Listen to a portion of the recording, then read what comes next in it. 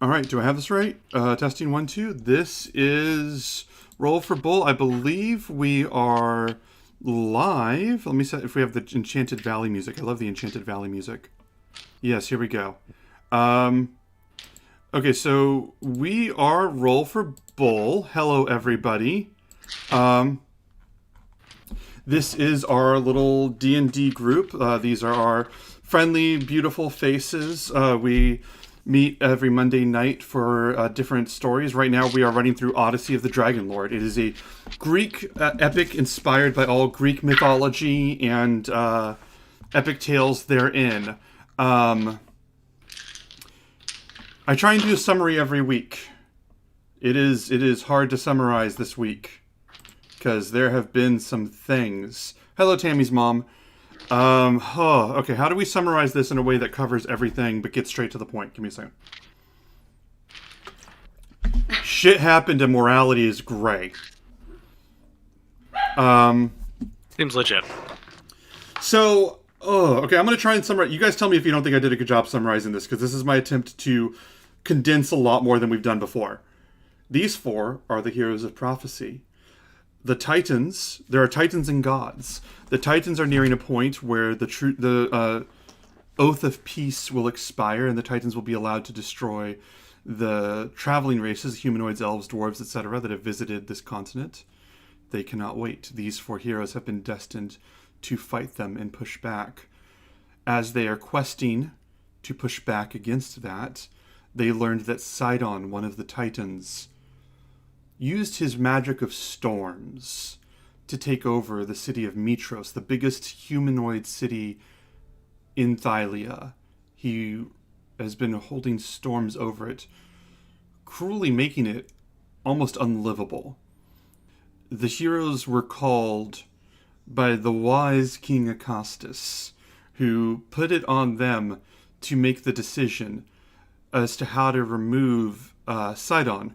The heroes quickly found out they were not lacking for options. The problem was there were too many options, and all of them were truly terrible. The heroes now believe, without any editorialization from your brave dungeon master, that King Acastus has summoned them here specifically to be the fall guys when a bad decision is made. Again, I am not confirming or denying. I am simply telling a story. The heroes are pretty sure they know what decision they want to make, but also exercised their right to sleep on it, which was given to them. As they were getting ready for sleep, they drank from the horn of Balametria, a horn from a dragon. And the ritual is that if you do so, you open your mind to visions. And upon doing so, each of them had different dreams of what was yet to come, what could be, what has come to pass that they did not know. And with this new clarity and renewal of purpose, they sought to, they prepared for tomorrow. One of our heroes found comfort in the arms of the goddess of music, the definitive bard known as Kyra. That would be Callista, and that does actually transition us pretty elegantly, introducing each of these wonderful, beautiful players. So going clockwise, Callista, would you introduce yourself, your character, say a few words? Hi, I'm Allie. I am playing Callista, the bard slash celestial warlock satyr. Wonderful. Brings us to Euphemian. Go, go, go. I'm Reed. I'm playing Euphemian, the human wizard. All right. Short and sweet. That was very short and very sweet. I loved it. I guess Craren, for going clockwise.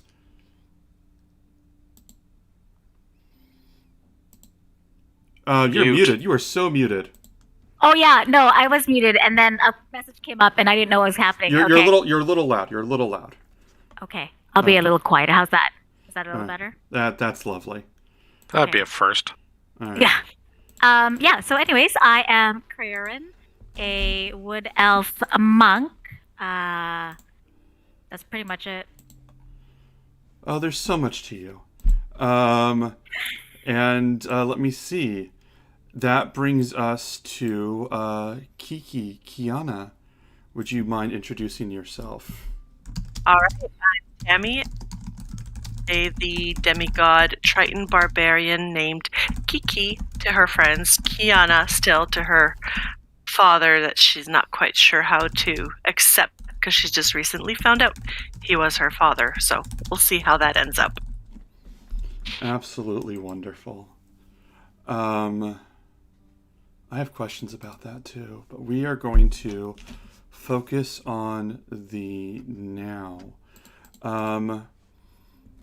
This is the evening. So glad the sound is good. Oh, I'm so glad the sound is good. That's a relief. I figured out what the sound is. Okay, we're not going to derail on that. I can have conversations with Tammy's mom about the sound, but we're going to skip that. It is the evening as you all settle in to rest. I have my own little narrations and things that happen, but just to clean things up, can I ask you all just to do your long rests and everything like that? You guys can go ahead and do that now while I take care of all of that. And if you need to choose new spells or anything, you can go ahead and do that too. And you guys can just tell me in the chat when you're, or in the Roll20 chat, or in the, use the Roll20 chat. Let me know when you're done with your long rest so that I know for sure. Okay.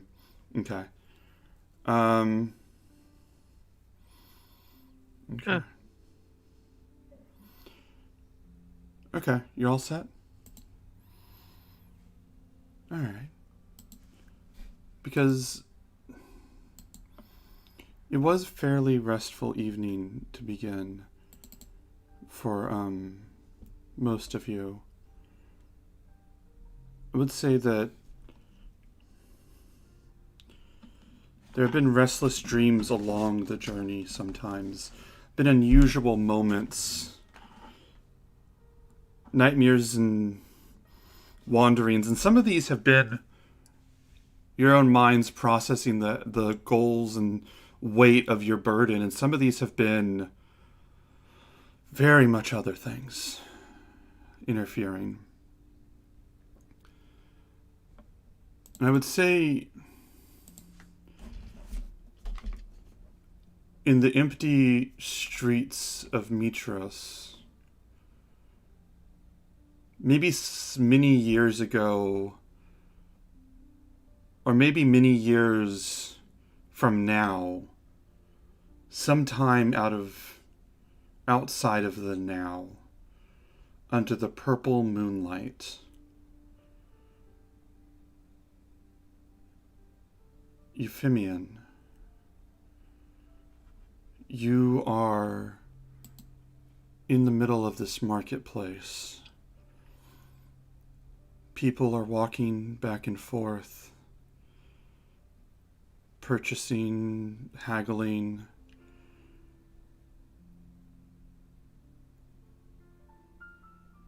I want you to tell me a memory you have of a marketplace. Euphemian would have been very young, going and basically doing the marketing with his mother. Mm-hmm. And, seeing all the sights, all the crazy displays. And then he lost track of her. And she sort of disappeared. And it was probably only 10 minutes or so, but 10 panicked minutes of not knowing where his mother was. And in that 10 minutes, 10 terrifying minutes, it's burned into your mind, but you would obviously know where she was and where to go eventually. as you relive that time, finding your way back to her, almost with this fluid instinctiveness that just seems almost, and I wouldn't normally speak for you, but in the logic of dreams, the way that your body moves outside of the way your mind thinks, finding your mother. What is something you'd want to say to her?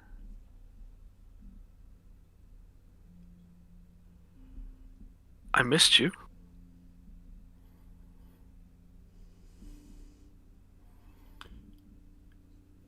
And her voice just says,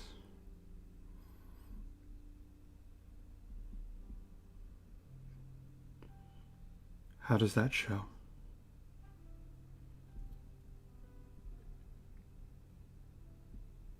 And she turns to you. And as she turns to you, when her body shifts, it seems so much smaller than an adult woman's. When she's facing you, you see this child that you've seen in your previous dreams, looking at you stoically, angrily,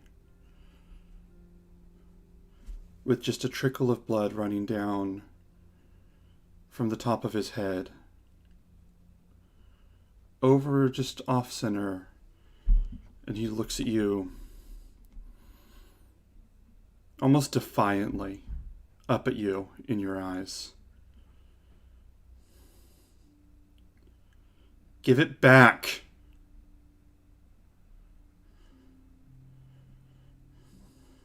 What do you mean? Give what back? And he reaches and he grabs your hand and he goes, "Give it back!" And he grabs and he tries to reach and grabs for like where like your pocket would be. And he just goes, "It's mine. It's all mine. Give it back." And he starts reaching and sort of struggling with you. I'll give you a moment if you have any sort of response. I'm going to kick him away. You kick him away. He falls back, and as you kick this woman, she falls back onto the ground, and she looks up at you, looking nothing like your mother, pushing back her blonde hair. And she smiles at you. The blood running down her forehead, but not from any wound, because it's not her blood. And she smiles and says, "Oh, Euphemian, you are bold." And she looks at you, blinks, and then her third eye opens. And she stands up to her full height, her full 10-foot height, as you see this woman around you in this marketplace that has been empty and desolate and gathering dust for years with no one in it.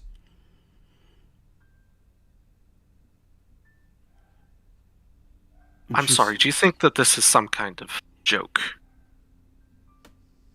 Do you think you can torment me with my past?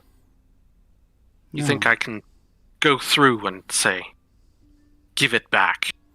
Well, let me tell you something. I've got what I've earned. Do you understand me? Yes. What's mine is mine. It is. And nothing you can do, nothing that you can do will take that away from me. And I'd bloody like to see you try. Euphemian, I would not lie to you and say that we are friends. And she turns and walks, and there's these two statues holding hands like this, bent over, and she sits in them like a throne. And she puts her arms on them. She goes, "I would not lie to you and say that we are friends. But I will tell you the truth, and I would not take anything from you. What's yours is yours. Anything that I would ever receive from you would be given. Euphemian, I will not ever lie, and I will tell you that what I show you is from your dreams, from your mind. You don't ask what this is, and you don't ask why I'm doing it. Because you know, I only use what's in your heart. Don't hate me for what's in your heart. But I can release you of it. My question to you is, have you moved past it? Because, and she holds her hand, and this child appears again, and this time the blood is worse, like covering his eyes, and she goes, I found this in your mind. And she, with her, just not even touching him, just moving her hand, she turns around, and you could see the giant wound in the back of his head, and she goes, I found this. And she like lifts her hand, and you can hear sobbing and crying, not anywhere near you, but in the distance, just wailing from like hundreds of feet away. She goes, and I found this. I think that they're always there.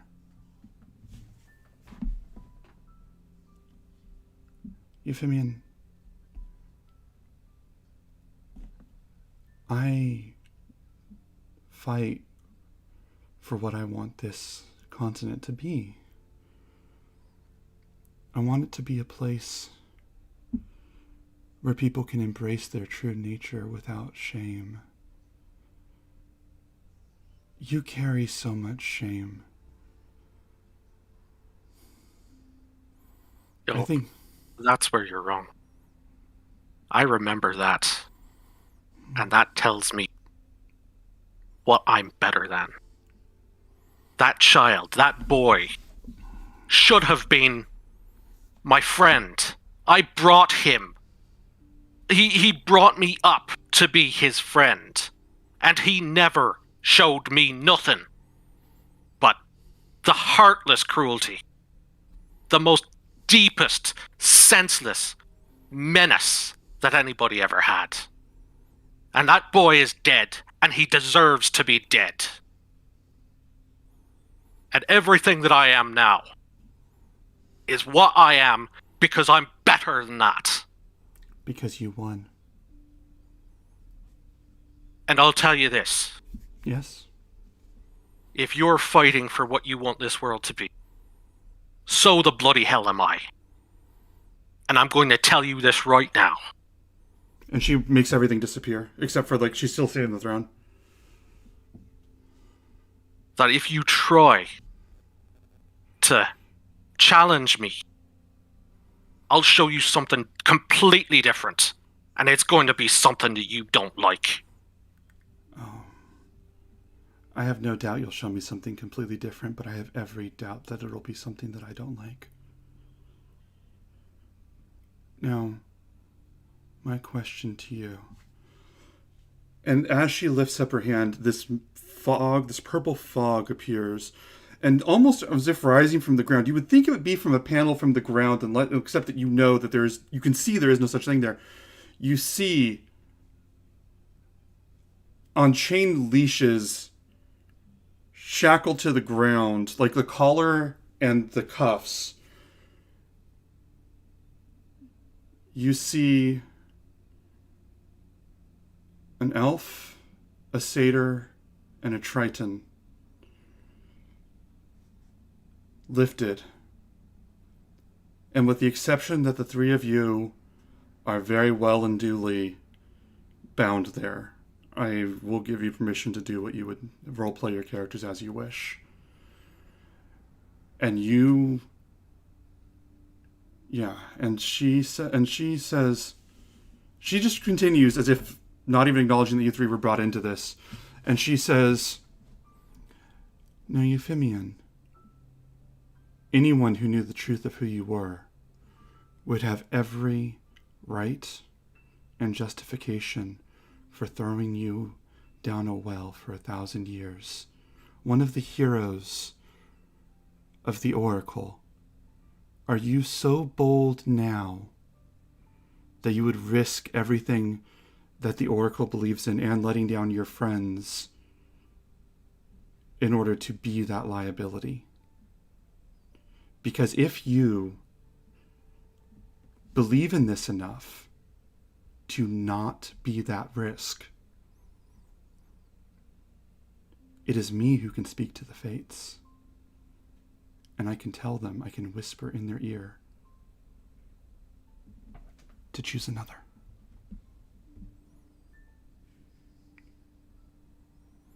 I don't need any favors from you, bitch.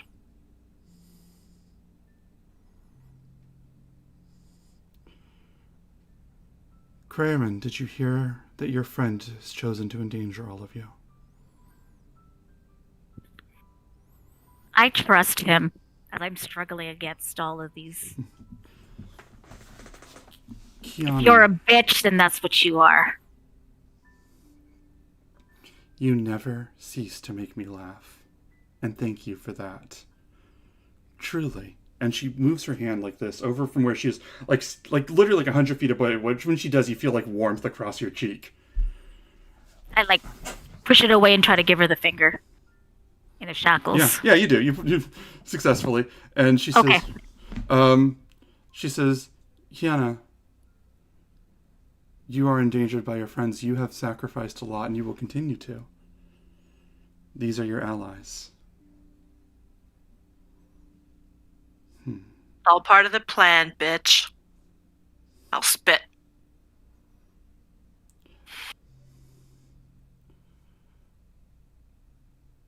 And she looks at Callista and says,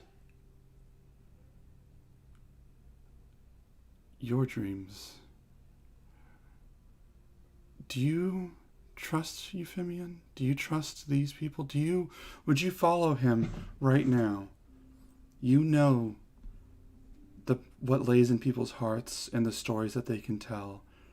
And she conjures this almost incoherent version of the images I've just given you of this marketplace of shadows passing through rapidly, of this boy turning and facing and bleeding, disappearing, voices crying in the background, like all of these different rapid fire images in front of Callista. And she goes, "These were all within Euphemion's heart. Do you trust him?" We all have darkness. And I guess we're all calling you a bitch, so. Bitch.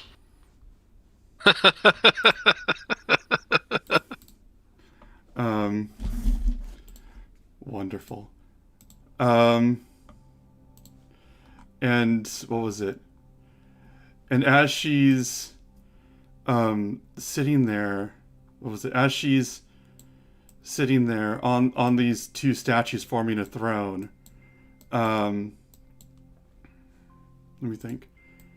She looks at each of you and says, "I was to make an offer to allow you, Euphemion, to change your fate. I understand now that you will decline. And so I will give you an offer instead to embrace the fate you have chosen for yourself." She leans forward slightly, ever so slightly, and she says, "Rarely can my grasp be so strong on the dreams of someone whose mind is so focused. But when they have made a point to drink the wine that opens their mind to new possibilities, and when they have done so in the presence of my husband, then what stranger dreams may come." And she stands and steps forward, and as she walks forward towards Euphemion, she almost just fades out before reaching him Kiki, Craven, and Callista, you can feel the chains loosen. Almost to the point like they got unlocked. Can I throw something? Sure, what do you want to throw? Where? I want to throw something at this bitchy bitch. Oh, she And I disappeared. She's think- disappeared. Oh, I thought that She she took- reached Euphemian. She's rocking towards Euphemian and faded away, is what I was saying. Oh, I wanted okay, I wanted to go throw a dart at her, but hmm oh well. Um, Is there any opportunity of like? mm-mm. Okay, damn it. But I'll give you guys a moment before we wake up. I run to Euphemian. And you hug him. No, I'm just gonna protect him. I put my hand. Okay, Cray does not do that. He just puts his. Well, you're taller than I am, so I put my hand on your knee and take my quarterstaff and be like, "What do you need? How can we protect you?" I'm not sure I know. Everybody okay? And I look around. Is everybody okay? Like, for reals? Like Cal, Kiki, are you guys okay? Yeah, just rubbing the wrists from where the things were tied. What the hell? Is there something you need to tell us, Euphemian? Craren, you would be the one to notice one of the statues begin to lower its arms and stand. And as it stands up and turns its head towards you, it is Alive a people. it is a 7-foot tall, marbled and perfectly chiseled depiction of a fully heroic, epic, and beautiful take on Euphemian. And the other one hot. other one stands the other one stands and turns and rotates towards you. And I think the moment would mostly be lost on anyone except maybe Callista and Euphemian, looking like the perfect, epic, heroic version of quite possibly how that child would have grown up. Oof. Okay. And now So do I? we're going do to you have roll to for dis- initiative. Okay. Everybody notices that though? I'm like, hey guys, Yeah. look alive. Yeah. Okay. All right. There Son of are a- foils! All right. Do you want us to? Okay, there we are. Gray or red? Ooh. Boom. E14. Cray is a what the F is a 9. 9 for me as well. That's a 7. Oh shit, Kiki is a 14. dude! I have a +4 to initiative. What the hell? I'm using Hey, it. y'all. Kiki is a 14. Euphemian is a 9. Kiki, rage that bitch, man. Allie is a 7. My pumpkin dice latte betrayed me, guys.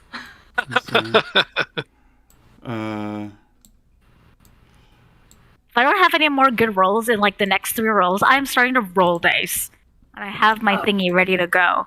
Ugh.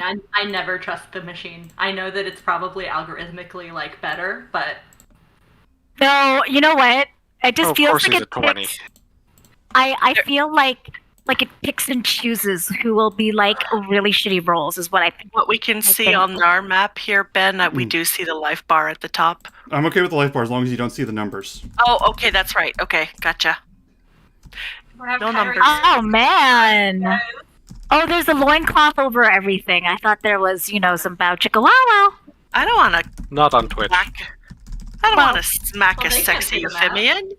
A buff Euphemian. Or do you? That's just Euphemian, baby. I was gonna say that makes one of us. Wonderful. Oh, it's about the da da da. And what was it? And now we face the two statues. One of them named What Is, and one of them named What Could Have Been.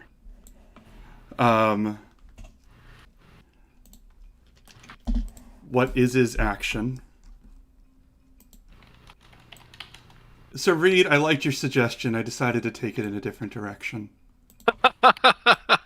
Little bit. Okay, you put this on us, Euphemian. OMG. God, it's Reed. What the hell do you think? Uh, I'm nothing if not a storyteller. or something. Um, What was your dude that had a wife that we ended up killing the wife? Spectre? What's his name Steve. again? Steven. Steven! Yeah, that was... We'll tell you Steven that and story later. Cecilia. Yeah. We'll That tell- just didn't happen here. No, we'll tell you the story later. okay. Huh. Oh. What was it? What is... Using pure dream logic, grabs this marble spear out of the sky, throws it, and Euphemian, you dodge out of the way in time as it just hits into the ground and just dissolves into dust immediately. And then it just turns and throws one at Callista. I rolled 1d4s to determine who it hit because it has no bias right now. Throws and it hits.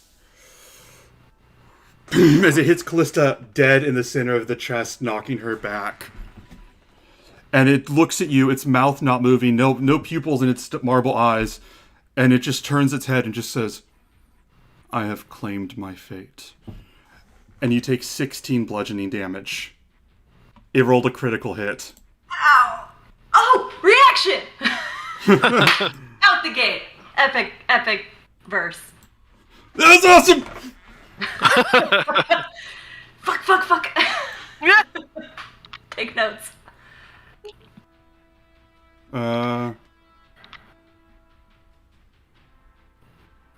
Let's see. I'm trying to figure out something here.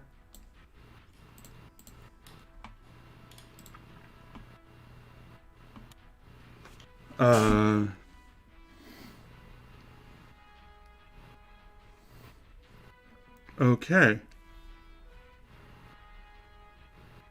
That's odd. Yeah, I'm changing that. Okay. Anyway. I'm gonna say this other one moves...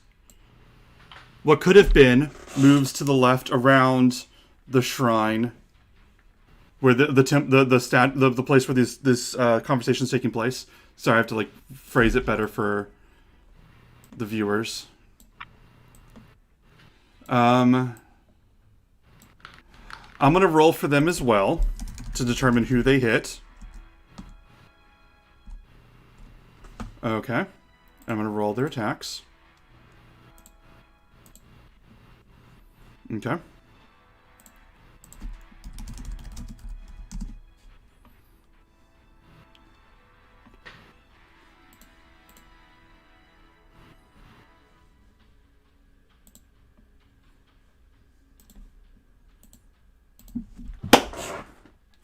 Okay, so let me break down the math on that before the whole party rebels against me. Both of those rolls rolled for Reed. One of those rolls rolled for crit. One of those crits rolled for max damage. As That's what beautiful. as That's what beautiful storytelling. as what could have, and I'm going to condense this all as what could have been, picks up a massive rock and just crashing into Euphemian and knocking him over before everything goes black. 27 points of bludgeoning damage.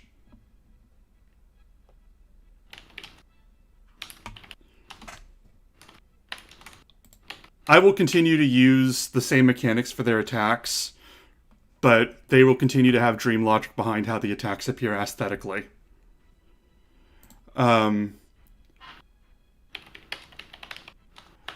as you fall, this what could have been simply says, "Only what you keep in your heart." Kiki, it's your action. Fuck! Tammy's in shock.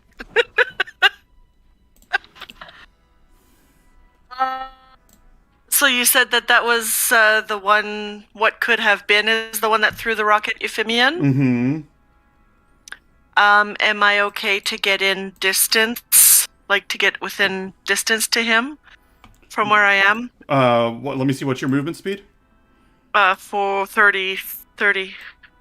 30 feet can get you to what is. What could have been is about 45, 46 feet away. Okay, so I've got 30 feet speed. I'm going to go into my rage, and then with my rage, I'm getting my tail, so that'll give me a 10-foot reach. Just pure fury as your tail emerges. Yeah. So, does it still get me within his reach?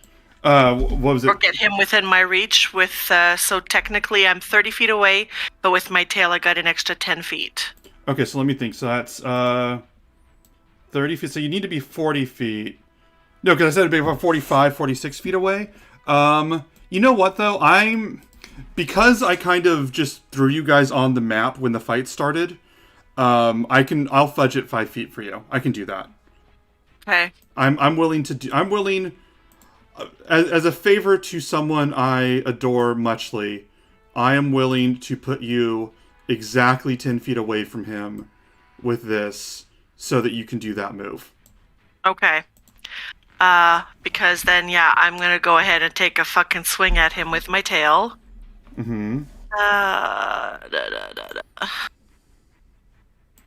That's not even for me. Okay. Let's go with the tail. Beast. That is a 13. 13, 1 second. Alright, you swing your tail, your tail just hits, and just passes through him like he's not even there, and then comes back. 13 does not break his armor class. This is just the way that it appears in this context. Okay. Alright, well then I guess that's it. Oh, that's your whole turn? Alright. It is. And he just looks at you. Was my friend too. Euphemian, I'm gonna make a death save for you. My question to you.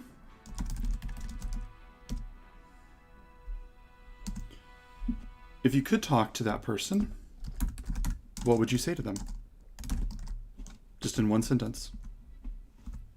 Nothing that would be translatable to Twitch. I have recorded the result of your death save. Craven, it's your action. Okay, seeing Euphemian do that, I would like to. I will have to. I want to fight this dude. Which one? What's his name? Oh, that's why. The what is guy. Mm-hmm. He's closest to Euphemian here. Mm-hmm. So I would like to go and pop up to him Mm-hmm. and strike him with my quarterstaff because this is a thingy. I can bring out my quarterstaff. Mm-hmm. It's the dreamscape and go whack All right. right where his loincloth is. Hit him with the hit him in the loincloth. Go for it. Go for it. Strike him. I am what the hell? Anyway, 16 for some reason. I don't know why I came up with that. I don't know why both of those hit, but either of them hits. So yeah, roll 16. 16 hits. Roll for damage. Okay, so I'll just do the first one here, and I am hitting him for 8 damage. This is fantastic. Okay, so you hit him. You strike just your quarterstaff. You hit him for 8 points of damage. Wait a second. Am I just? I'm just. It just occurred to me. I'm just looking at chat here. Am I literally hitting my friend Euphemian, his statue's nads? Yes. I'm totally hitting my okay, well, I'm hitting your nads there. Okay. Cool. And then I'm gonna do one flurry of blows. Uh-huh. And I'd like to smack him a couple more times in the nads. All right, do some nad smacking. Like a punching bag. Oh my god, it's so awful. Okay, why is it double doing that? That's so weird. Anyways, 15. 15 does not hit. You do not hit their nads. I would Okay. say, yeah, you hit him once and with the quarter just hit him right in the crotch, and it hit him, and he's. And then you go to swing, what, like with your fist? You go to like punch Yeah, him. go boom, boom, boom, yeah, boom, boom. you're gonna punch him, and his hand just grabs you, and he leans in. Respect, and lets go of your hand. Okay. And then because I am who I am, because I did a flurry of blows, I can take the disengage action and then get the fuck away. Oh wait, hold on, wait. Did you do flurry of blows and attack twice? Yeah, because I just assumed that I don't know why it came up twice. So I just assumed that was. Oh, I thought you. I don't know why. I didn't know you announced flurry of blows. Okay. Oh yeah, I was saying I was gonna do a flurry of blows to go and like attack his nad a couple times, Oh, okay. like a punching bag. Oh, okay. I love the description. Okay. Sorry, Fitman. It's just the detail you're putting into it is my favorite part. What was it? Okay, so yeah, you use your drunken master thing and just sort of move away. As it, So I disengage and then I have like, I think, was it an extra 10 feet of movement? Let me double check. You would have, yeah. Whenever you use flurry blows, you gain the benefit of disengage, and your walking speed increases by 10. So you can continue moving, up to 10 feet. Oh yeah. Yeah. Oh yeah, so I'm gonna be like, fuck this stuff, and I'm gonna go stand in front of Euphemian and be like, goodbye, bitches, and just like, I don't know, stand. Yeah. Tammy's mom, this is a marble statue that was animated, but also going a little bit by dream logic, where like some of the blows are hitting and stuff like that. But it just, what was it? Yeah, so I'm going to say, since you do the drunken master thing, basically when it reaches to grab your hand, you realize it's reaching for you, and you just move out of the way and move back to Euphemian, because yeah, you are, of everybody in the group, you have better reaction speeds than anybody else. So I'll just be more than happy to say that you're able to move out of the way, if that's okay, if you want to have that. I don't know. You there? Did we lose Jen? Yeah, I see little dots. All right. Okay. Let me just.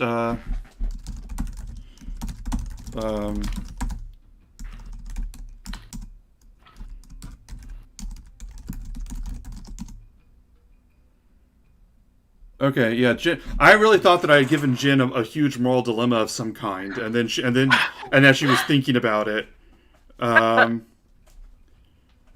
And then this happened.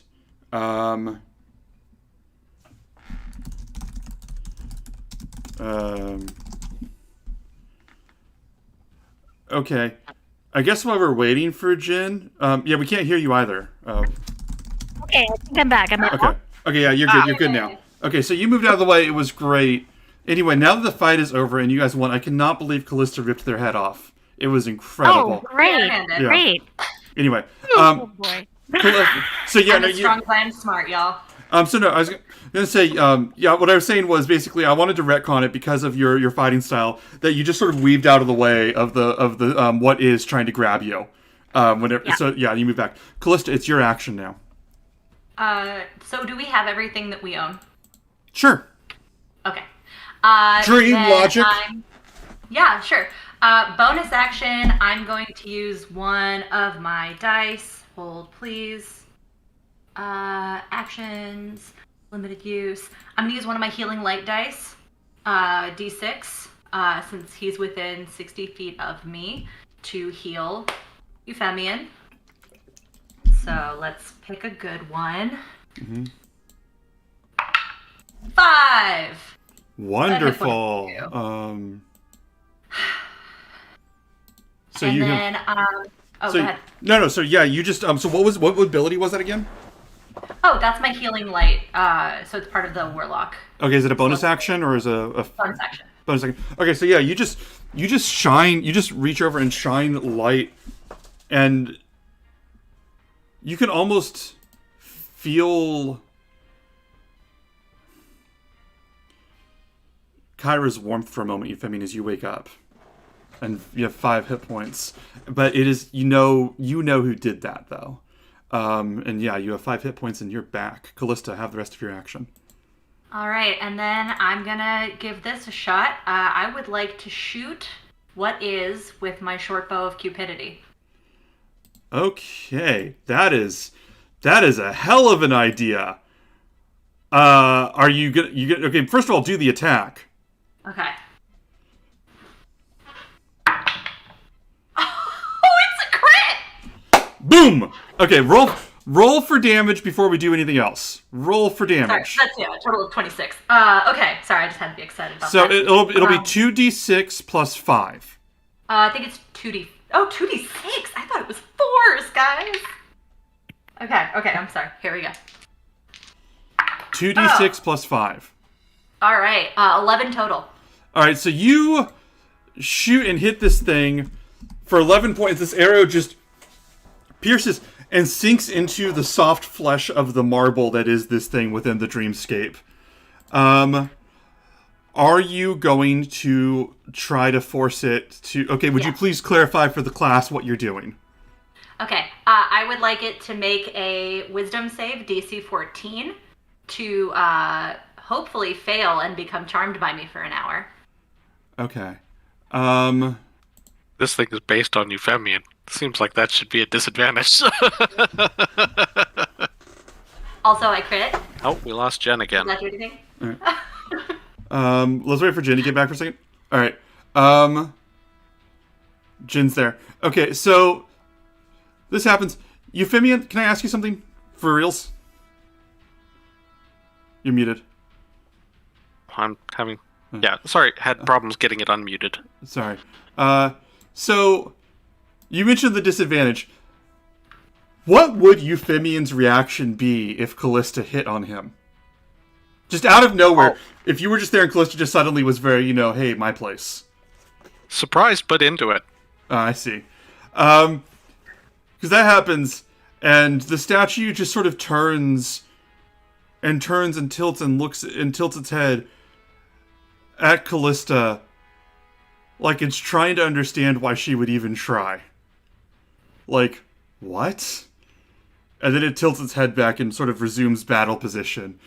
I love what you're doing, but it's immune to being charmed. No! I had to try it. This is the nightmare version of Euphemian that finds you so that really thinks that your friendship is what's most important about the two of you and doesn't want to do anything to jeopardize that. I mean, to be fair, the reaction might be different if I shot Euphemian with a crossbow first, or a short bow first. Fair. So. Let's see. And I can move, right? Yes. I would like to put myself between Euphemian and what could have been. Okay. Just moving I think it's 15 to 20 feet. Mm-hmm. What is actually moves over, storms over, steps over these huge thundering marble steps, echoing on the solid thunderous ground of this soft sand beach. As it reaches up its arms, slamming one down towards Kiki and one towards Callista, and I will now roll those attack rolls. 1 for Kiki, 1 for Callista.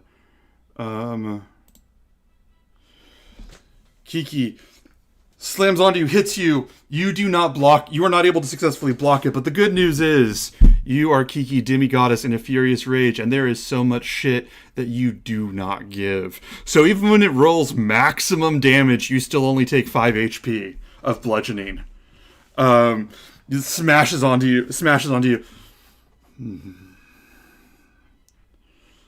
rival next. What could have been? I'm gonna say, let me see.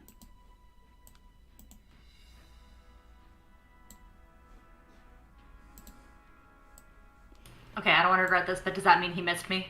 Yes. Okay. Sorry, I'm sorry. Yes, he absolutely missed you. He absolutely missed you. Huh.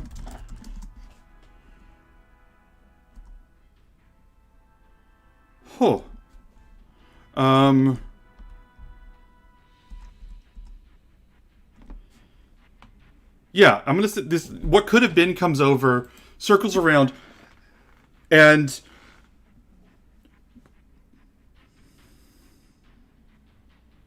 no, you know what? Let me roll for this before I describe it. For a second, I thought my internet cut out again. I was like, oh, not again. I know, because I don't hear the music at all anymore either, and it's all like super Yeah. tense. Yeah, right. We're all not moving because we're all wondering what's happening. So I'm like, oh no. Again, only using the core mechanics that they have, but again with the aesthetics. This thing backs up. I'm gonna move it up just a little bit. Backs up, kneels down, and punches the ground. So the rocks just emerge from the ground, rippling into Kiki, past Kiki, into Callista, and rolling attacks for the both of you. A melee attack, rolling as one attack. Kiki, you take full damage, which for you is 5 bludgeoning. Callista, you take significantly less damage, which for you is 9 bludgeoning. And mechanically speaking, it used its melee attack on Kiki and its ranged one on Callista. But that is how I chose to depict it. Kiki, it is your action. Not to be a rules lawyer here, but did he roll at disadvantage because he's making a ranged attack in melee? I'm asking. I'm sincerely asking.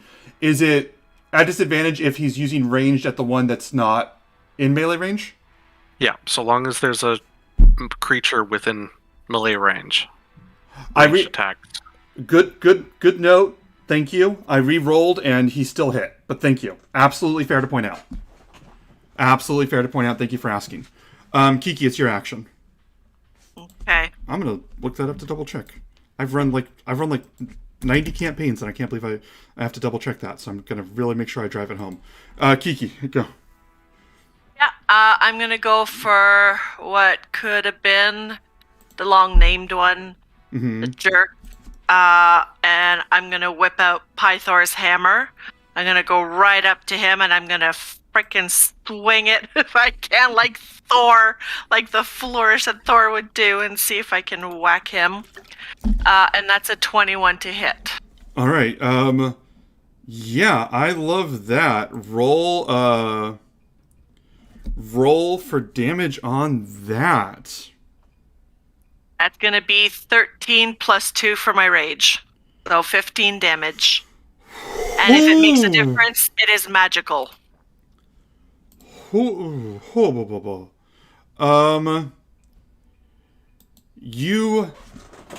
take this. No, I'm not going to do it. Kiki, Yeah. this is not how do you want to do this. We are not doing that. Okay. But this is a weapon of the gods that was given to you by your father, and you are rolling an incredible amount of damage within the dreamscape. So I'm giving you full permission to describe how this looks and feels. Go. I just want to go ahead and hit him right smack in the chest for him to basically disintegrate into like marble dust. Oh no, he's not dying. He's not dying. But like, is it like fire? Is there like fire coming from the hammer? Does it like let out like a boom that echoes through the countryside? Like you have full CGI effect on this hammer attack, is what I'm saying. Your budget is huge. And yes. Yeah, we're going to go ahead with just like the big concussion blast kind of look with the loud thundering boom. And I'm just basically yelling, "Nobody does that to my friends."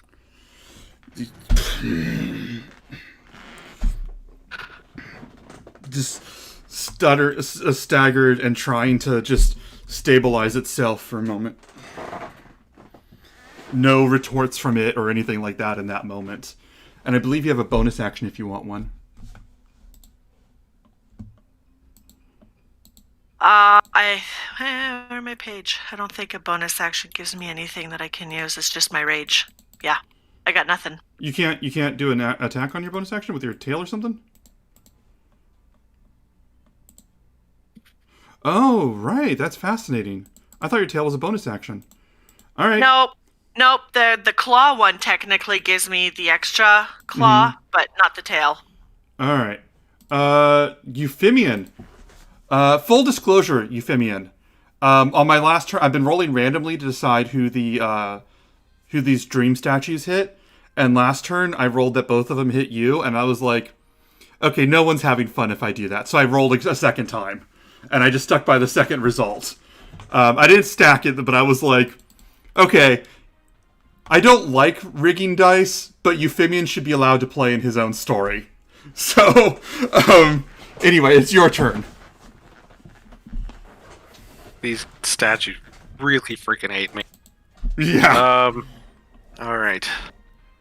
So which one did Kiki just beat the What could tar have out of? been? What could have been? Mm-hmm. Okay. I'm going to try to focus on that then. I'm going to cast Scorching Ray with all three to hit what could have been. And I'll change the damage type to acid, because I feel like acid might do better against marble than fire. Nice. Okay. Excellent. Alright, roll your attack roll then, right? It's just an attack roll? Yeah, 3 attack rolls for 3 rays of fire. Cool.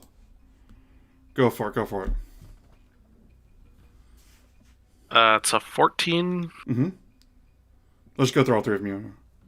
an 11, and a 17. One of them hits. One hits. One hits, yeah. Roll for damage.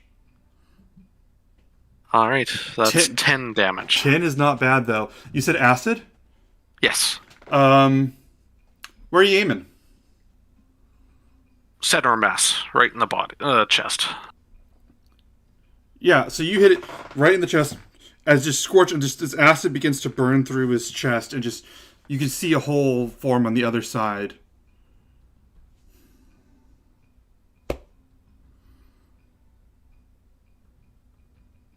As it just takes 10 damage. Its body, you see the dust from the rock just start to fall into the hole that you made. You have your bonus action or anything else you want to do? Bonus action. I don't think I have anything to do as a bonus action, so I'm just going to take a couple of steps back. Fair. I'm going to move back about 30 feet, I guess. Is that doable here? I can't really see. Is the distance accurate? That's 30 feet, yeah. Out there. Can I ask approximately how tall they are? I think I said 7 feet each. Okay. Craven, it's your action. I'm wondering if it's a dreamscape, if I can pull up a potion to give. If they can pull shit out of their asses, why can't we? You want to try? Nope. Because I wanna fucking kick some ass. So I'm gonna go up to what is here, and I'm gonna go and smack him with my quarterstaff again. Okay. So quarterstaff smacking. Mm-hmm. It is a 26. She rolled a critical hit, folks. Roll. Oh god, what is that damage? Did you want to do it? Reaction! I was gonna say reaction. Woo! Is it a one-handed? Before we roll dice, are you doing a one-handed or two-handed? Two-handed, I would imagine, because I don't have a shield, right? Do I have a shield? I don't think I'm supposed to have one. Yeah. If you do it two-handed, does that you can still do an arm strike, right? Okay, yeah. All right. Yeah, I don't have a shield, so it'll be 2 hands. Reed, is I've been it doing one-handed action. Reed, can she do two-handed with the versatile and then still do the one-handed unarmed strike? I don't know. I think so. Like, I don't think that there's anything specifically preventing it. Technically, I guess I could use my legs as my unarmed strike as long as I like. Oh shit, she's right. She's right. She's got legs. Legs, man. She's got legs. Okay. Roll 2d8 plus 4 then. I'll just do the thingy my bob. I don't know what that was. I don't know. I just clicked on the thingy my bobber. Here, let me just. You want me to just roll for you? I'll roll for you. Okay. 2d8 plus 4. Ooh. You can read that number. It's your roll. Woohoo! Well, thank you for doing that for me, because it's a 19 to 19 damage in its face. So she just takes it. Yeah, you know what? I'll let you have that too. That's if I gave Kiki the thunder, you could describe this too. Okay. Well, Crayon is just starting to kind of get into liking these people. So he's gonna go, and this thing's tall, and the Nads didn't do a whole hell of a lot. So he wants to do like some monk shit and like do this whole entire like I don't know, jumping off of like the person's knee or something, and take his staff and go bam, and then like do backflip. Yes. Boom. Okay. Yes. Just absolute power, grace, quarterstaff in the face. Fantastic. As you hit 19 damage. Between the fact that you actually are like capable of incredible, graceful moves and just like this anything's possible place. Yeah, that's a devastating blow. Oh boy. Okay. And smacking the nads didn't work. Cray has now become the little annoying ankle biter dog. Just Okay, so you still have your bonus actions. Is the problem? Okay. Is a problem for me. I would like to do another flurry of blows, but I don't know whether or not that'll work. But we'll try. Well, you could do your unarmed strike, and then you can convert it to flurry of blows afterwards if you want. I think. Oh no, I thought it was just flurry of blows, and it just 2 unarmed strikes. Okay, that's true. Because then otherwise, I get like 15 million attacks, and then everybody hates monks. and Well, that'll happen soon enough. That'll happen you're soon on our enough. side. Fair enough. Unless he like converts me somehow, and all of a sudden I'm not, then that would be shitty. All All right, right, so that's 15. 15 does not hit for that. Bitch. It just Okay. swings at you, and you move out of the way in time. Okay, so I'm gonna smack it again, mother trucker. Oh, what's that? Is that different? Oh, I didn't know. Let me try it again. There we go. How's that one? Oh, well, that didn't work. It's just swinging wildly at you, and you're not able to get a move in as it hits you. Okay, well, as my drunken technique, I just go, and then I go, let's see, I can do, how much movement did I do up to that dude? Let me see. Let me see. You didn't do that much. Like 10. You have like 40. You have you used 10. You have 45 feet of movement left. Okay, 45 feet of movement. Can I take, no, that's my action. Shit. So I wanted to drag Calloway. I can't do that, can I? My rule on moving people is, first of all, they have to consent, otherwise it's like a whole struggle action contested roll. But if they're okay with it, then you move at half speed. So Okay, can I do that though? Because I already did my action. you can grab her and move her if you move at half speed. Yeah. It would, or Okay. basically, yeah, like you would move doubles. It would take you twice as long to move any given, like every 5 feet. Okay, so 45 feet is how, let's see, 40, so that's like four squares, 20 feet, I'd say. Yeah, Can I pull her basically. away? Yeah. Can I pull her away and stand in front of her? Yeah. If she's Okay. okay with that, if Callista's okay with that, Callista. Now let me clarify. The reason it doesn't take an action or a bonus action is because it happens without hesitation. Allie is giving me a face that suggests there may be hesitation. If there's any moment at all that Callista would at all not go along with it, then that has to be addressed. The hesitation is not Callista, the hesitation is Allie, in Okay. that we've never done this before, and I don't know if I'm going to get hit if this triggers an opportunity attack. Are you down for this? I mean, Callista wouldn't fight, Okay. So you're but moving. I'm worried. Are And you, I would deliberately put myself in front of her. are you so you're moving 20 feet away? Yeah, All right. I'm pulling her along with me. All right. Move 20 feet and then move her as well on the map. Oh, right. Oh, wait, Like, that how would many make people just keep carrying me places. This is nice.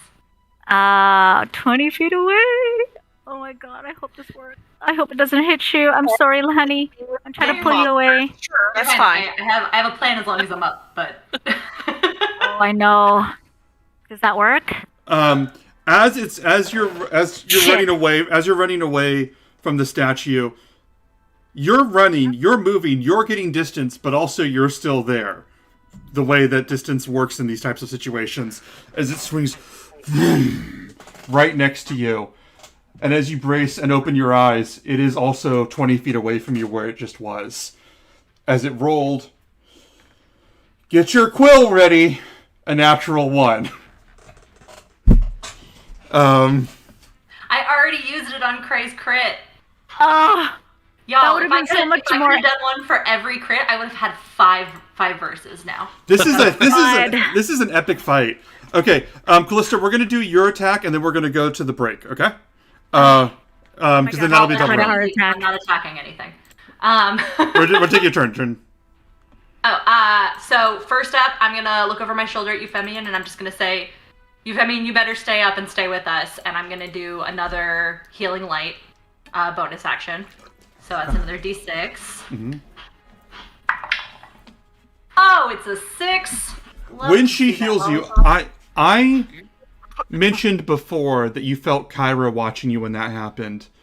This time you almost see a holy aura from the goddess Callista for just a moment as she heals you. Take the rest of your turn. All right, and then I'm going to cast what do you call it?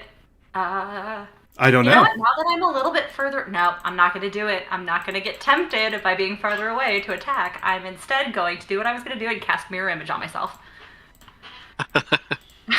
All right. You cast this mirror image and just 3 versions of you step out from behind you. Let's put that on there just to make sure the tokens as these dreamlike echoes from the past and Callista having own echoes appear. We are going to go on a 15-minute break. I will see you guys at 8:35 Pacific time. I guess we'll be back soon in a minute. Stay tuned. Don't do drugs. Bye.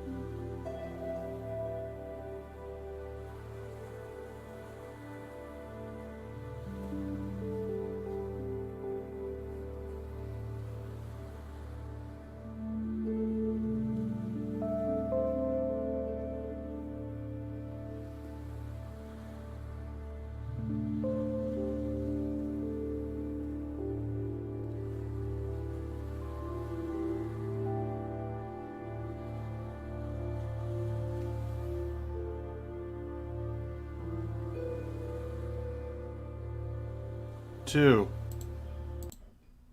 Hello, everybody. We are back. This is... What happened to the stream? The stream chat died. Okay. That's weird. Alright, well. Hello, everybody. We are back as these heroes...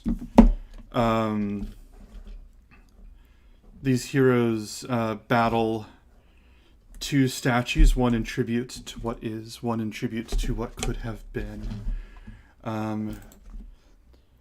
Before we start the next round, anything from the brave heroes? Don't kill us. That's a fair request. Denied. Okay. So let me see. At the start of the round, what is on their turn? I'm going to make 3 calls for them. Yeah, hold on. For what is, I'm going to make a couple calls for them. And then...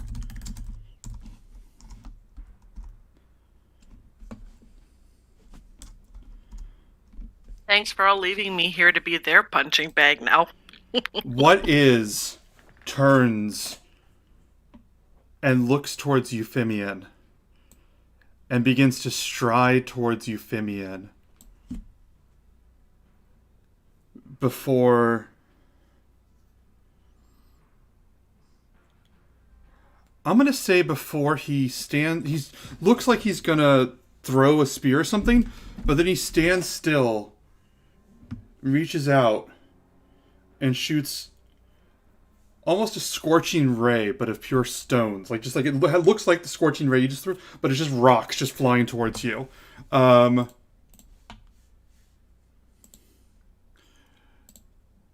he hits you for 8 points of damage. Can I cast shield? Yes. What does that bring your armor class up to? That's up to 17. Still hits.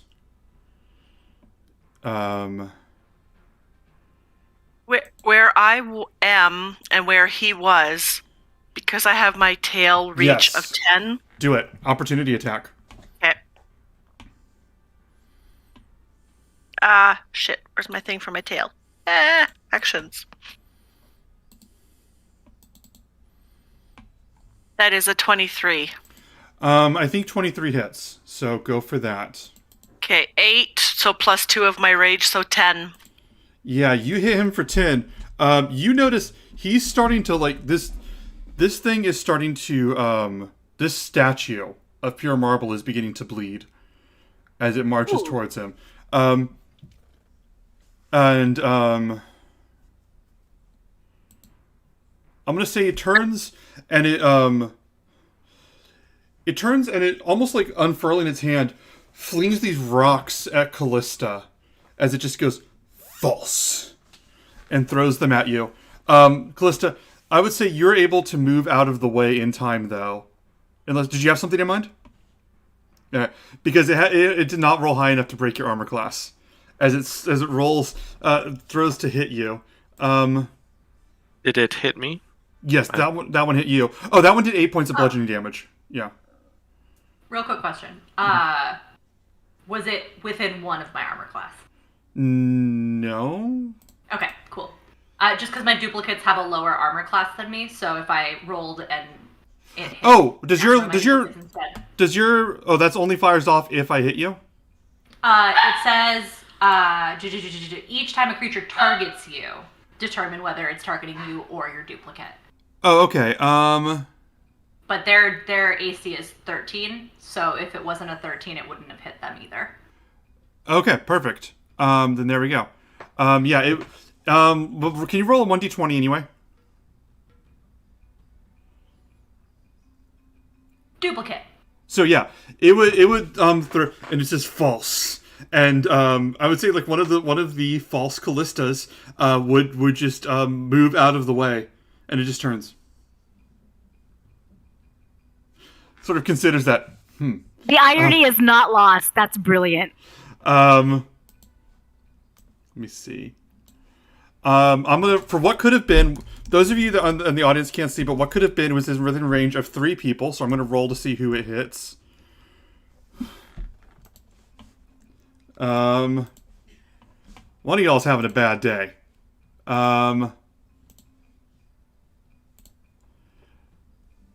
Callie, can you do me a favor and roll the illusions again? Duplicate. I rolled a 15. As it... Oh, wait, hold on. Yeah. Yeah. Sorry, I just noticed something. Reed is right. Anyway, so it reaches out,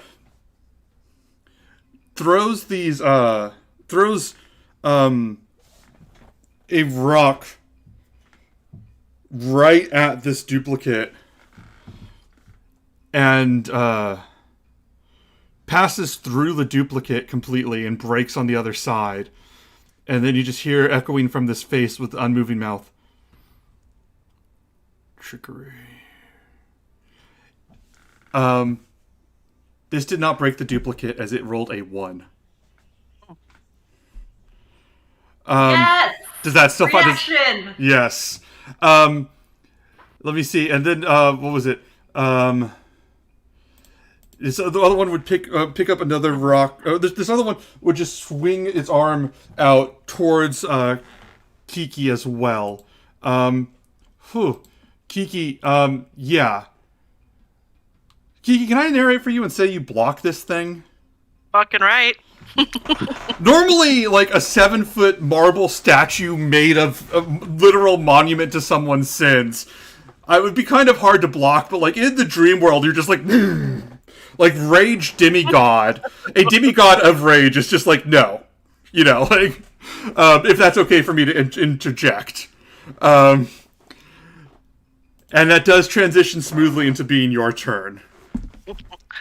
All right. I'm going to go ahead and just take a swing at him with Pythor's hammer once again to what could have been.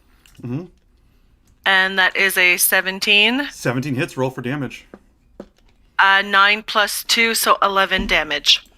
You hit him for 11. Mm-hmm. So you strike him, hit him for 11. Yeah, you just strike him for 11. He just stares at you unblinkingly. Hard to say if he's judging you, respects you. It's really hard to tell. But you're watching as cracks begin to form through the body of this thing. Is that your whole turn? That is my whole turn. Euphemian. Yes. It's your turn, man. I'm sorry I've been beating the shit out of you. That has not been my intention, man. Are you still standing? Just. Yeah. I have 3 hit points. I have been rolling dice to decide, man. I'm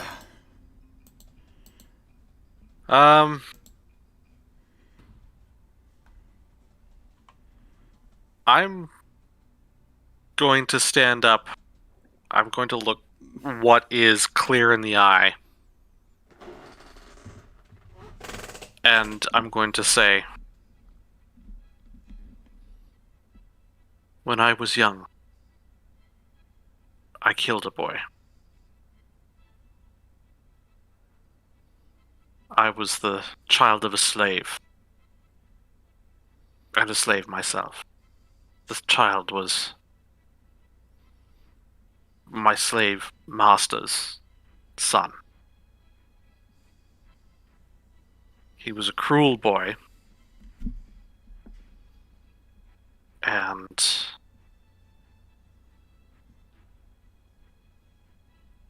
one day we were out in the dark, in the backwoods, and he came across a hind. It was wounded. He thought it would be funny to torture it. And so I broke his head with a rock. As it happens, on that day, he brought me.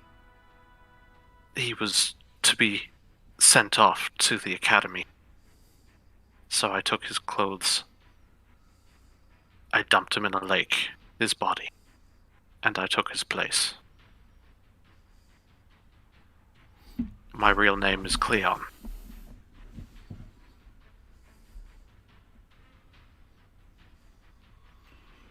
When you say this, everybody looks around, and at some indistinct point during this conversation, you are no longer at a shore or in a marketplace. You are in this dark forest on this moonlit night with a hind bleeding out, with this blood running through like a river. Still possible to see, but still moonlit everywhere. What is just staring at you. And what could have been turns, and the words echo out of it even though it doesn't speak. Give it back. Give my life back! And you may take your full action.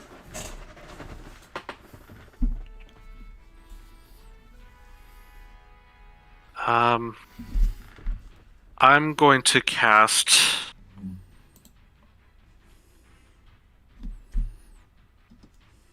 Magic Missile. Mm-hmm. No, I'm gonna Scorching Ray again. Acid on what is. Do it. That's a natural 20. God damn! That's how you follow through on that moment. A 19 and a 10.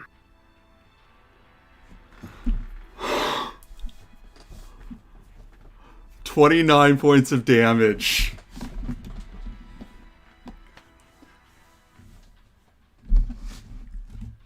The fight's not over yet, but since that thing only had 27 points of damage, I will let you describe how you do the killing blow to what is. I'm just going to go through. I'm going to conjure up the 3 fireballs and send them off from the end of my scroll. And all 3 of them are just going to land on his face and just melts the identity away from it. Just melt. And as the face is just melting, you just see this facade start to melt away. And it lands and crashes into the ground with this thunder and begins to dissolve in the night, what is now the deepest of nights, before anyone can see what the true face is below.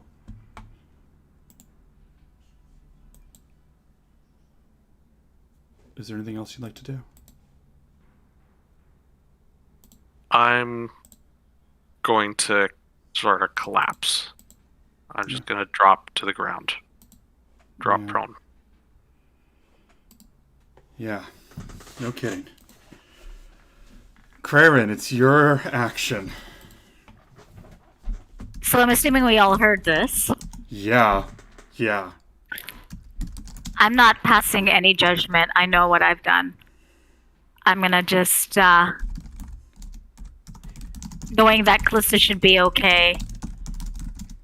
I try to high-five one of her things, I would imagine, but I'm probably missing the wrong one. So I'm just like, well, F this, and I'm gonna go run up and help Kiki, and I'm gonna go and smack this guy. Oh, man. Okay, so go and smack that guy. Roll for smacking. I am rolling a 8. Boo. You roll as you swing to smack.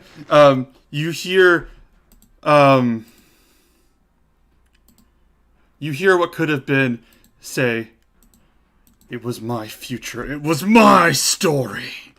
And yeah, you can have the rest of your action if you want to do anything else. Yeah, I'll be like, meh. Everybody has a story and it changes all the time. Then I'm gonna smack him with, I'm not gonna do... No, fuck it. I'm gonna do Flurry of Blows because I don't want to be here if he tries to hit me. Mm-hmm. So I'm gonna do Flurry of Blows. And I'm gonna do 2 more hits on him. So the first hit is a 13. Fuck me, dudes. Mm-mm. Okay, and I guess 1 more. What happens? Bada bing, bada boom. This sucks. Okay, well, I'm like, Kiki, I'm here to help you, and nothing happens. So I'm gonna be like, okay, well, I'm out, bye, and then go run away.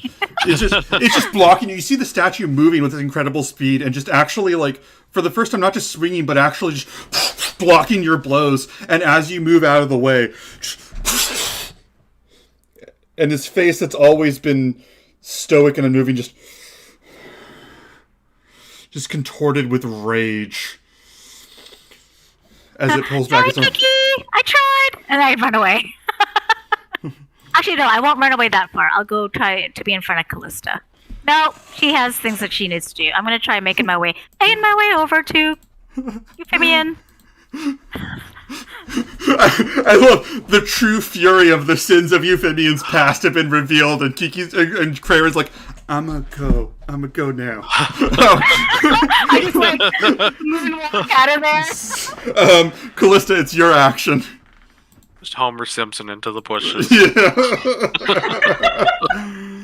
Alright, so, wow. Sorry. I almost spilled my dinner on my lap. Okay. First thing I'm gonna do is,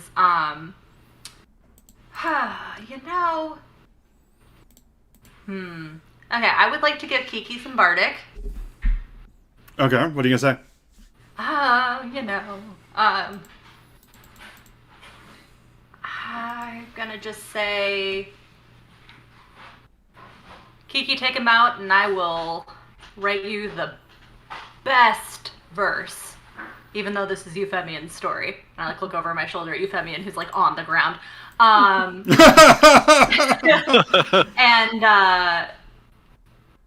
I am then going to look over at it, kind of like shake it off, and drag my hand through the air and just say, I think it's time you die again. And I'm going to toll the dead, and so instead of like a loud bell, it's going to be almost like a tinkling, like wind chime handbell sort of sound. Oh! Okay, what's the save is 13. Yeah. Oh. Okay. Roll for damage. I'm not telling you whether it succeeds. I'm just wondering if you roll damage just to see. So that's 1d12. Okay. 11. Okay. These chimes play through. Let me think for a second.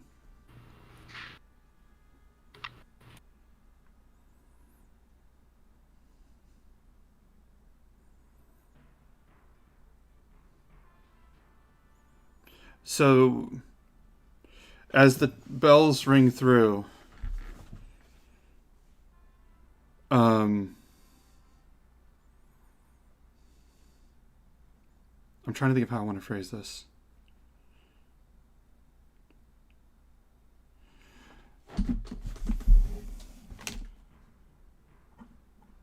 As the bells ring through, it staggers. And it says in this more human voice than the statue has said before, it just says,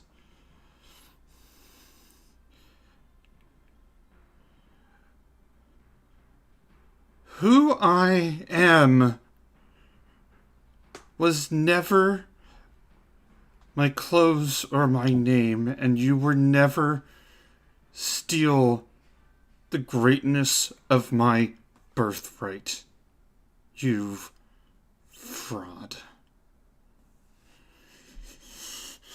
And you hear him just shuddering, like forcing the words out from whatever this statue would call teeth, as it's falling apart, as it's just cracking and chipping, and takes the full 11 points of damage.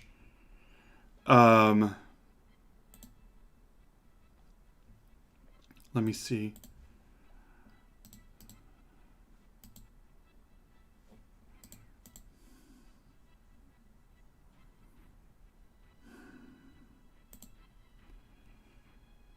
This thing turns and looks at Euphemian.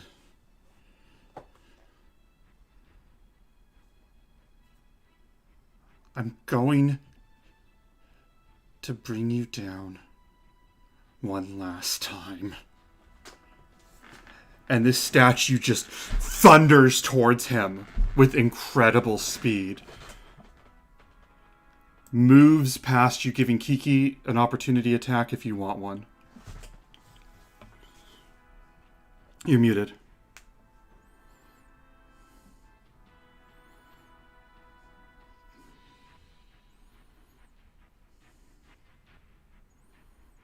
Still muted. Too many screens. Okay. Fair enough. So he was right close to me, right? Yes. Like within the 5 feet? Okay, I'm going to go with Pythor's Hammer for a 23. That hits. Roll for damage.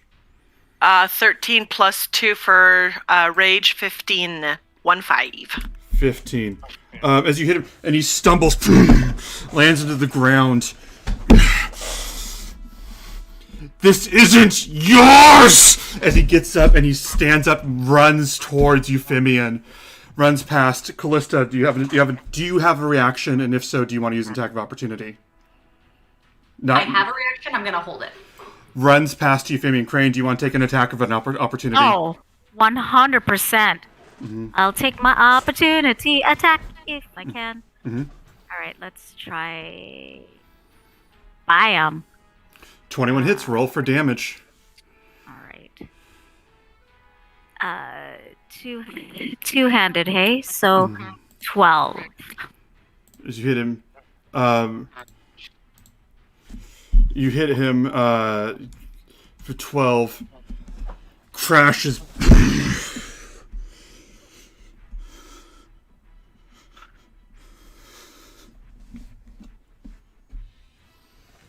Juts out an arm towards you. Going to roll one attack. That would be an advantage because I'm prone. Can I yell something as I hit him? Could I say, "You had your life and you wasted it. Leave it be." As it runs towards you, grabs you, picks you up, slams you on the ground, 11 points of damage. I'm out. As it's lying on the ground, both of you laying on the ground. And that's the end of its action. Kiki, it's your turn. Why are you trying to run away from me, you twit? Okay, I'm going to give this a shot. So I measured and he's about 43 feet away from me. So I'm going to go to my 30 feet, which would probably be about here. And I have not tried to do this yet. But I do want to throw the hammer at him and behind the statue. No, I'm just not sure. You're throwing Pythor's hammer? I am throwing Pythor's hammer at him, yes, because I can summon it back. So, Perfect. because I can't quite make it to him, I'm even more pissed. I'm going to freaking, throw that thing at him. And that's a dirty 20 to hit him. I'm going to clarify right now. Do I still sound like does my voice still sound weird, Tammy's mom? Just so you know. So, she'll answer me in a second. But anyway, normally, the Pythor's hammer does not... Oh, it is sounding a little echoey. 1 second. Transformer. Oh my god. Normally- Maybe he wants that. Normally, Pythor's voice... hold on, let me fix it. Still hear me? Can you guys hear me? Okay. Normally, Pythor's hammer can't be used as a thrown weapon. In the dreamscape...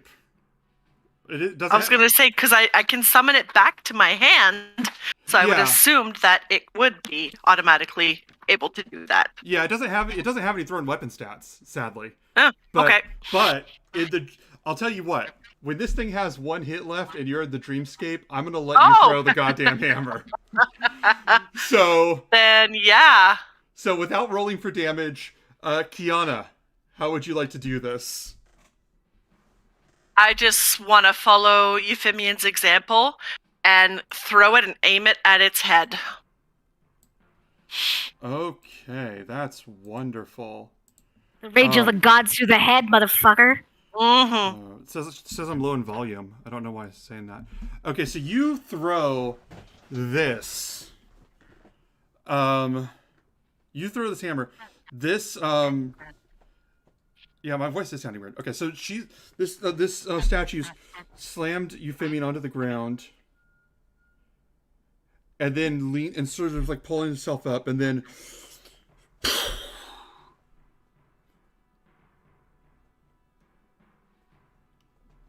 Oh shit! I hope it doesn't land on Reed as or blood Euphemian. as blood begins to run down its forehead, down, and the statue collapses again.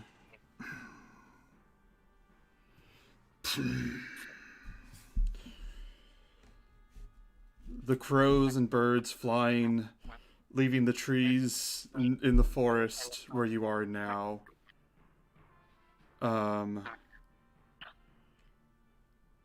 As it lay there, inert, leaving nothing but the four of you in this forestscape by yourselves. Euphemian, unconscious. But We'll walk towards sorry, the statue. I'll be pulling out a potion. I have a potion on me here. I was just gonna cure him. Oh. If you want to use your potion, you can. It's to drink. I've got 2. Turns out I have 2. So by all means, I'm going to give one. You can do that too. Maybe I'll just hand it to one of you to give to Euphemian as I pick up my hammer. And I'm just going to say to the statue, you clearly wasted the gift you were given of your life. You obviously weren't worthy of it. As I pick up my hammer.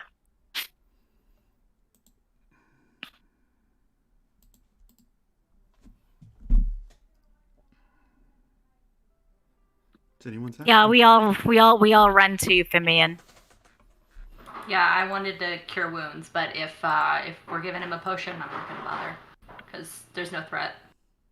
Yeah, I'll go and I'll take. Kiki was giving it to somebody. I'll take it and run over and give it to him. Okay.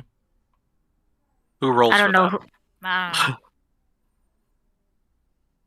I can roll it if you want, since it was Yeah. mine. Yeah, roll for it. Okay, let's go inventory.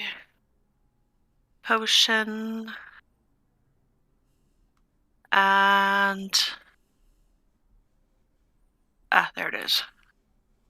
Oh, fuck, 4.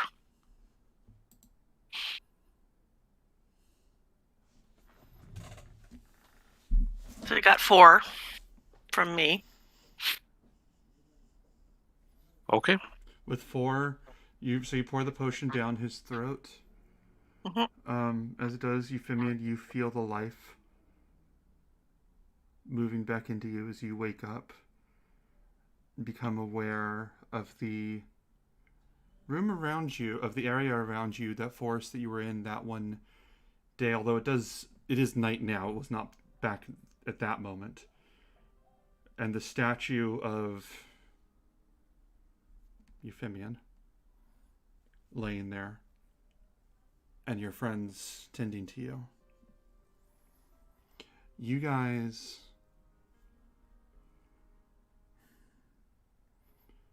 the sun is rising in the distance. It will continue to be rising in the distance for as long as you'd like. Dreams work that way. You can stay here and talk if you'd like for a minute. And you can wake up when you'd like to.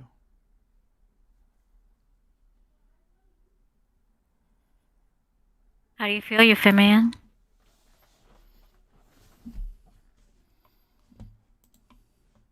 I don't know.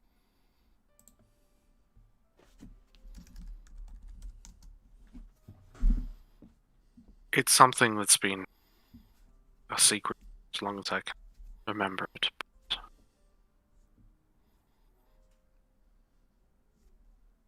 But I'm not ashamed. I did what I had to do to get out of. And yet,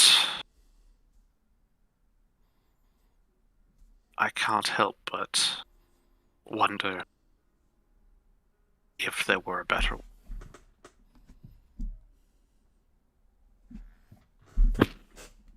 Absolutely not. No question in my mind. Listen, Euphemian. In my experience, cruelty has always beget cruelty. And there are other ways to deal with it.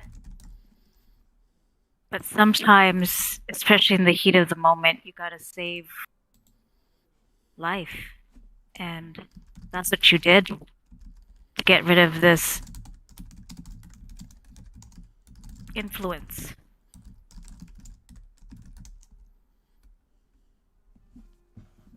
I'll walk up towards Euphemian.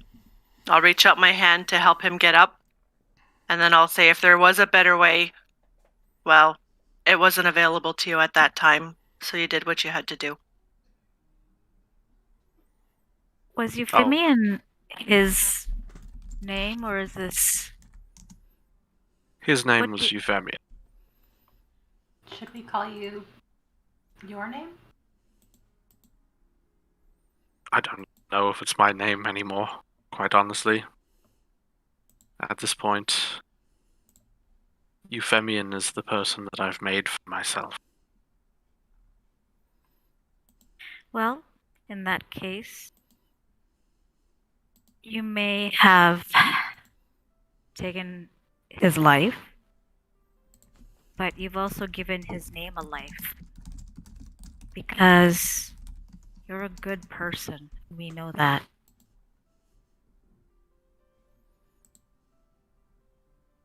Do you know that? Does anyone? For being honest. We hope, as much as we can, that we're doing what's right, but But I think that's life, isn't it?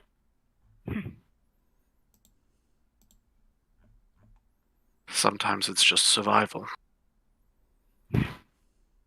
Yeah, it sure is. We've got you, Euphemian. I will take Kiki's hand and stand up. How long have you been standing there, Kiki? Were you just like this the whole time we were talking?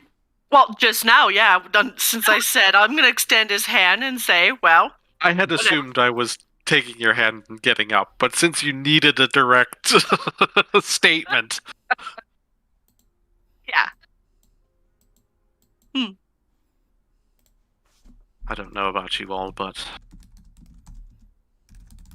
Neagle Lake, I've lived here far too long.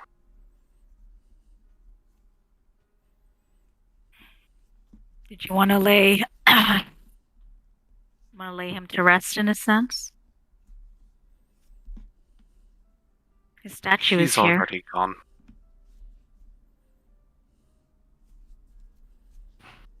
He's in that water now. Are we keeping this a secret? Should I not write it down?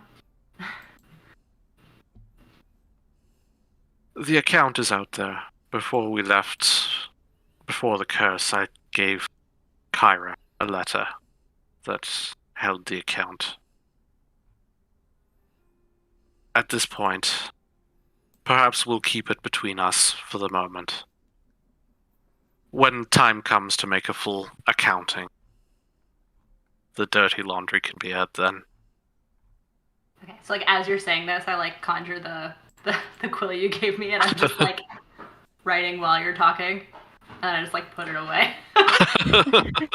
Like really awkwardly. Yeah. Of course, Kyra's going to be quite upset that she wasn't part of this. Kyra missed this whole thing, and she has no access to any of this information. Ugh. Well, we have to be on our guard. This, theory woman is insidious. So we are all actually conscious and ourselves within his dream. So like we're all sleeping, but we're all really there, still having this same shared dream. Yep. Okay. These were your real hit gauges. Oh, crap. I thought I would just wake up and I'm all healed. Well, Femian, we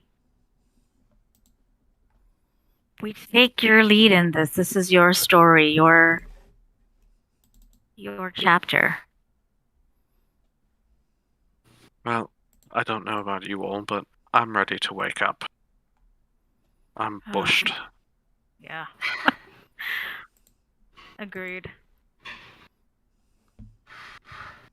Yeah. Like this, slap each other awake, or Here, I can try it. I'll slap Cray. can I dodge it? Make a melee attack against Crayron. Holy Critical. shit! I'm gonna get I'm a critical fucking hit. Unarmed, no. Holy it's shit! It's an unarmed strike. This is great. Do this. Okay. I want to see the number on this. 19. Oh no fucking way! You have Bardic. You have Bardic. 19 You want me to hits. do worse? 19 hits. It Yeah. hits. You're crit. You're fine. Crayron's just like, so how do we wake up? Boom!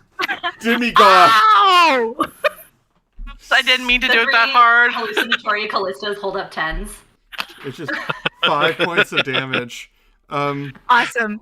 Did you know that's the only damage I actually took in the whole fight? So that's fucking wicked. Well, yeah, you need some to match us. Euphemian took all of the shitty luck this round. Off in the distance, through the woods, some of the light, you can see the tree branches start to bend in such a way that it almost looks like a door over there. As each of you looks over there, yeah, it looks like the way home. Only Euphemian notices, or even sees, a young boy sitting next to the door on a log on a stump, eating a pomegranate and reading a book, sort of keeping to himself.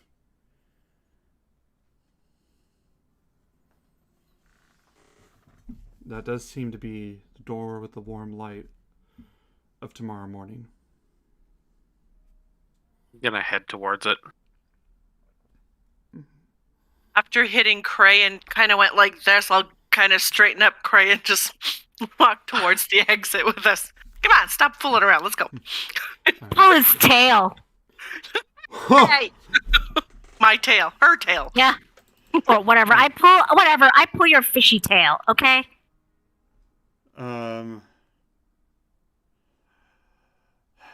You guys make it to the exit. So show of hands, who's going through the door? All right, one by one. I'm going to go last. Okay. As Craven goes through, Kiana, Callista, Euphemian, you said you wanted to go last? I'm going to just look at the boy and speak to him and say, "Don't suppose I'm done with you yet, am I?" And he wipes some of the pomegranate juice off of his mouth, and he looks down at the book, and he looks up, and he looks down, and he goes, "Does it turn out to be worth it? I mean, does it turn out okay?" And he looks up. And you see Cleon.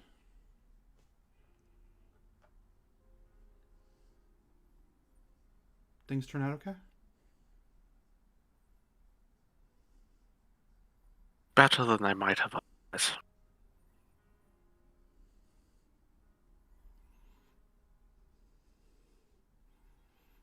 Good, but no more details because I don't want any spoilers. As he turns the page on his book, and he Just going to walk through the door. he goes, "Oh wait."